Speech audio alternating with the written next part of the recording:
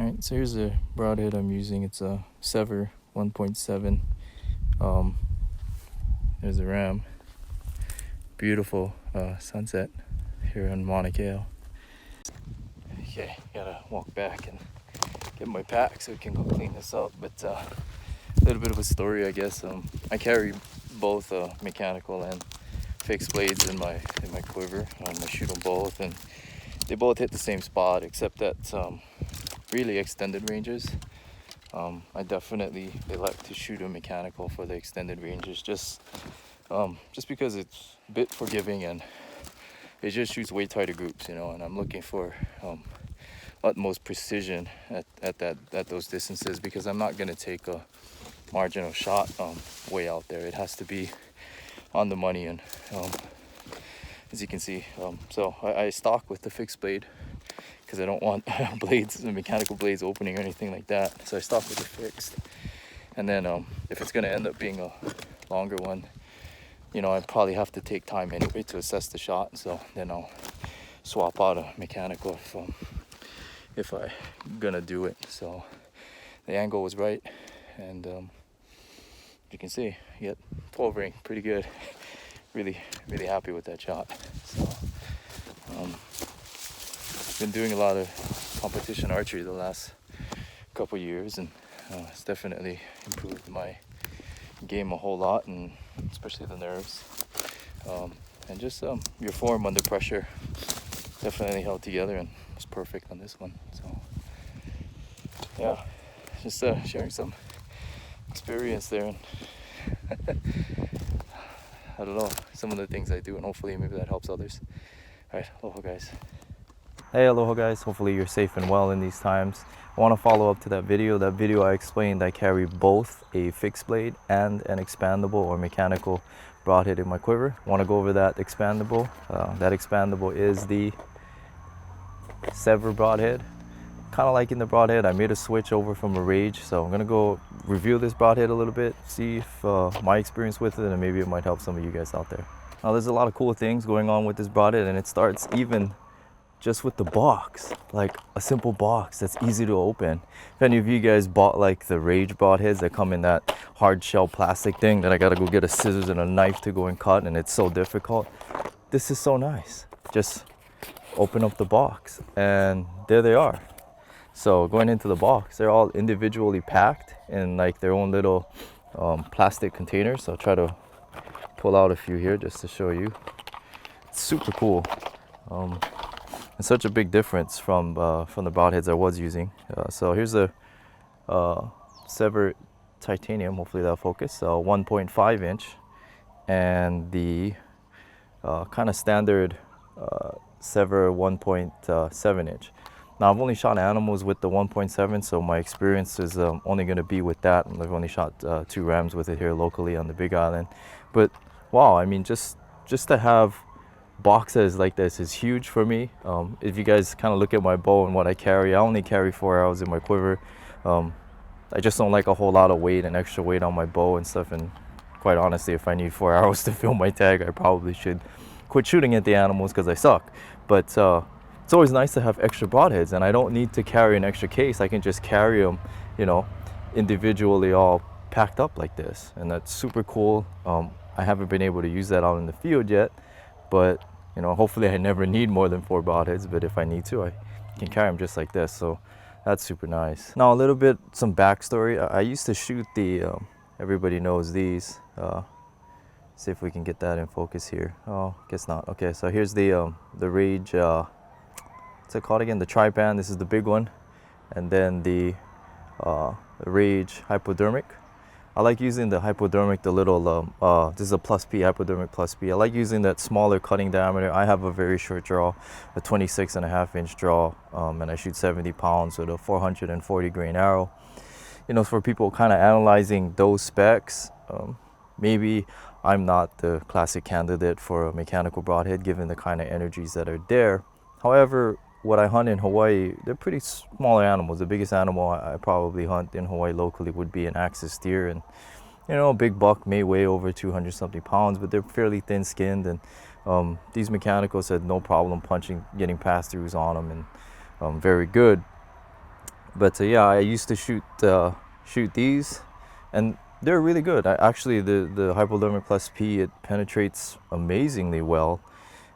Maybe because of the swept back blade angle and the shorter cutting diameter, and it shoots great way out at distance as well. But one of the things I didn't like about using these is, if you take a good look at them here, they got this collar and all this blade surface sticking out. So, in the video I kind of explained that I carry both a fixed blade and a mechanical, and when I'm ground stalking, a lot of hunting in Hawaii is spawn and stalk. I put the fixed blade on just because I don't want blades coming out, and then I've done it a million times already where I'm like, I get to the place I'm gonna shoot, and one of these blades has kind of popped out like that, and here I am always wondering when I'm out there stalking. Hopefully that'll show up here.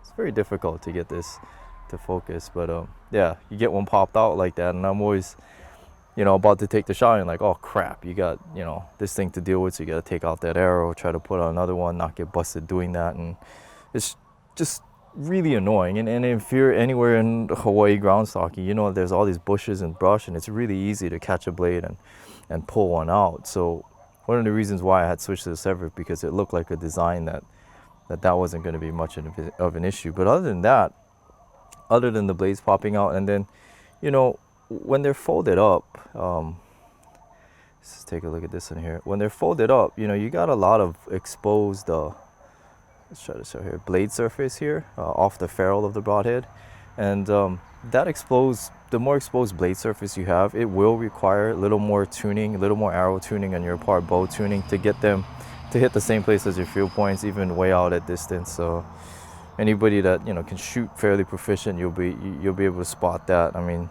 truly, there's all that cliche thing, flies like a field point broadhead. That's all BS, quite honestly. That's a tuned bow.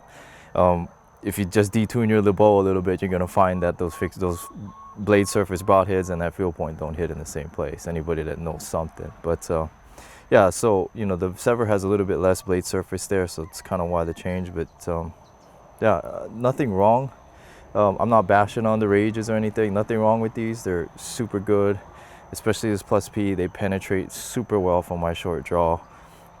Even the other one, the standard, the green ones, the STs or the low poundage ones, it's another great choice, I think, for a short draw, lower energy arrow archer like myself. All right, so getting back to the Sever, I explained there's not a whole lot of blade surface. There's just these little tabs in the front to deploy the blades.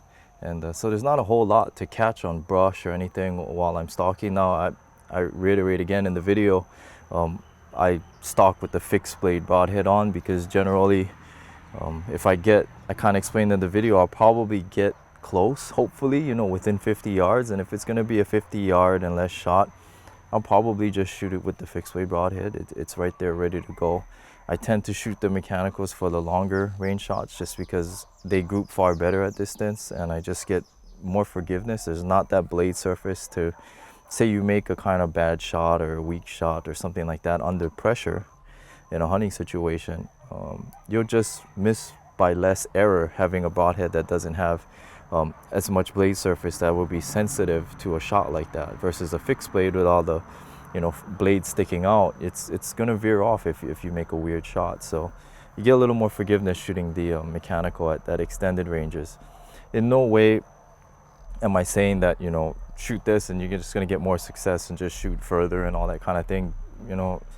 Even with me, bow hunting is a game of getting close and some of that. But I'll be honest, when I go hunting Lanai, axis deer tastes great. If the shot is right, no wind, animals calm, broadside, as I explained in the video, it needs to be perfect, on the money. I'm not going to take a marginal shot at distance. I will elect to shoot it, because you know what? I'll be honest, I'm going to go home with deer. I'm going to go home with deer meat, and I want it in my freezer, and I'm going to eat it. Yeah, I get my share of some big bucks here and there too, but primarily I do want to take home meat, so I don't hesitate to take the shots that I can take, even out at distance, just at the proficiency level that I am at. And it's going to be different for everybody. But getting back to the broadhead, super sleek design.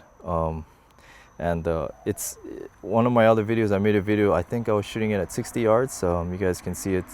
The groups are super killer with it. I've never had a, can't say I never, other than like the rockets way back in the day, I've never had a broadhead tuned so easily. My arrow, I've got a kind of big 3.6 flex fletch on it just because I shoot the fixed blade too.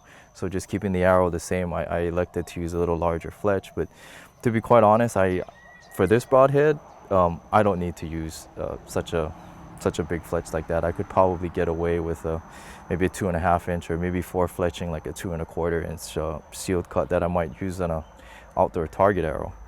But super cool. Basically, if you look real close, how it works is there's actually a rubber O-ring that goes around it. So I'm kind of gonna pull that off here so I can deploy the broadhead. So I pull that rubber O-ring off. You see it here. And then basically when the arrow hits, the blades kind of deploy out from those tabs. So you got the blades there. Super nice. This is the 1.7, the little larger one. I should probably be shooting the 1.5, but I've had great success with this one anyway. And you can see they lock open, and they're not, some states a barbed broadhead would be a blade that doesn't kind of fold back, but they do fold back like that. So they're not hopefully not a barbed thing. They won't get stuck in, in a wounded animal and cause more suffering than it needs to. But yeah, they lock open like this, and they also pivot.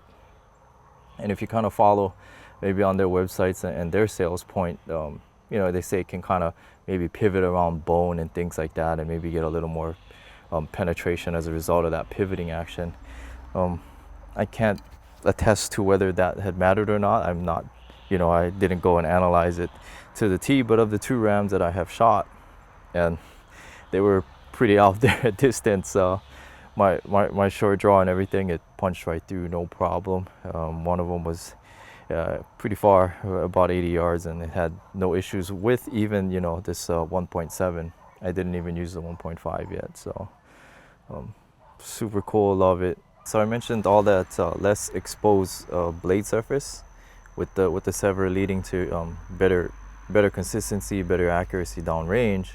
But what I also mentioned was, with the Rage broadheads, it had those blades sticking out. So without the blades sticking out, there's, as you're kind of stalking in the brush, or say you got to make a move, there's not a whole lot to catch on anything. And, a lot of times where a blade would fly out is it would typically come from when you draw the arrow back against brush. And if you draw this arrow back, it doesn't deploy that way. There's no blade sticking out. So all I have to do real quick is before I shoot, just look down at my broadhead. Oh, we're all good to go. With the Rage, I used to typically always have to kind of pinch the blades and make sure before I shoot. I don't want to have a blade deploy as I fire, and then of course it always generally shoots low and you miss under them when you do that. But yeah, it's been super fast, super efficient, and really love the broadhead.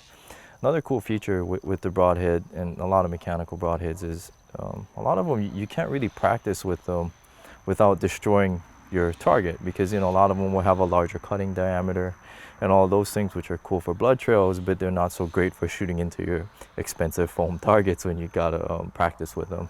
And I'm a big stickler for practicing with the broadhead. I think it's important, especially if you want to shoot at extended ranges. But the cool thing about the Sever is they create like a practice mode.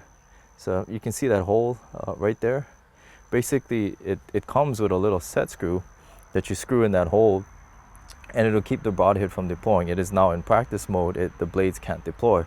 So you basically just shoot it like this into your foam target downrange. It doesn't, it doesn't cut it up with the blades deploying or anything like that. And you can really test what, how's it shoot at extended ranges and really fine tune that in. Now for the real serious guys are gonna ask, well, what about that set screw? That adds weight to it, right?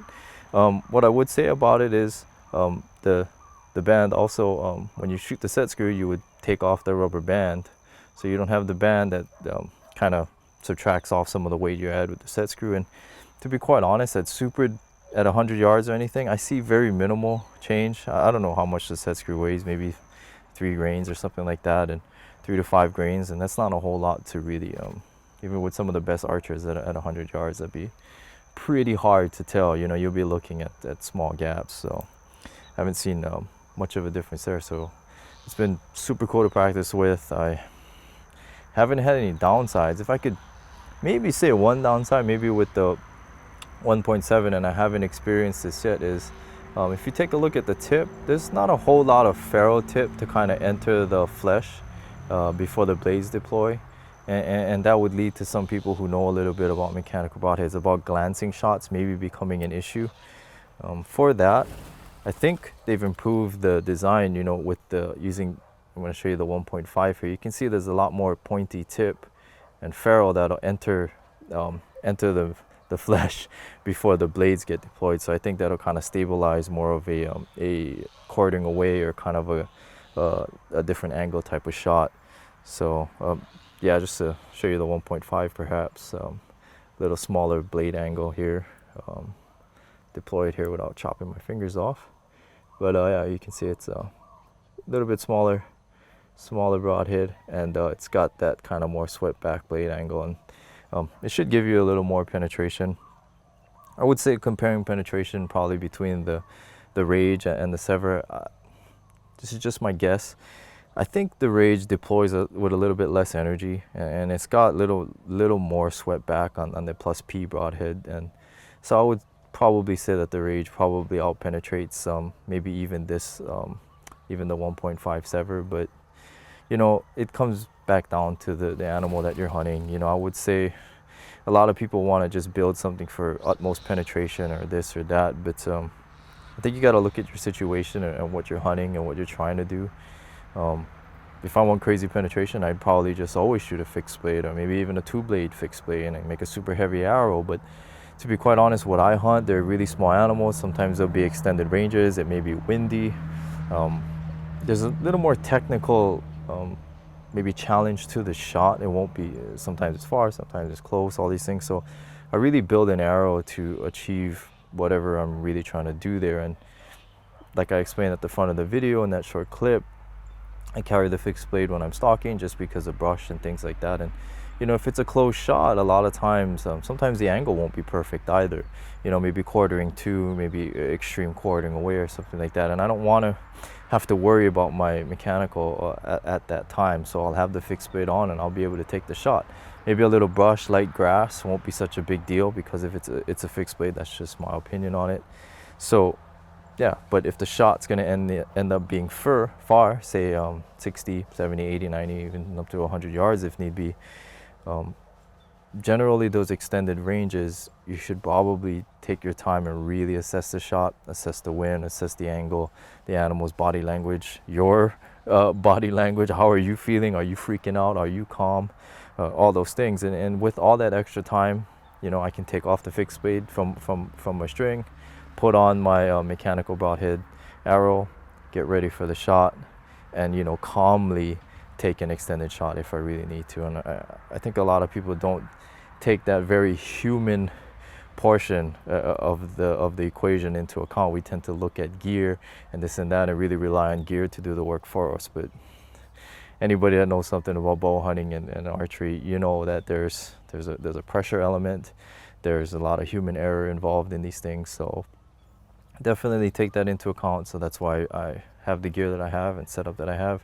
The fixed blade broadhead that I shoot, it's a Slick Trick standard. I can do that in another video reviewing that. But so far, hopefully this was useful information on the Sevr 1.7 and the 1.5 that I use. Use it for game here. I forgot to add one more thing. I probably wouldn't use it on big game. Being reasonable about this, I probably wouldn't hunt elk with it. Being a short draw guy, I would stick to my Slick Trick, or maybe even a 2-blade broadhead, just to get a ton of penetration. Of course, you lose some blood trail ability with that. But anyway, I'm not trying to go super detailed. I can maybe in other videos. If you guys have questions, leave them in the comments below. Thank you guys for watching. It's kind of grow this channel slowly, incrementally up, and hopefully it'll be something useful for you guys in the future. So aloha everybody, take care, and I'll catch you on the next one. Bye bye.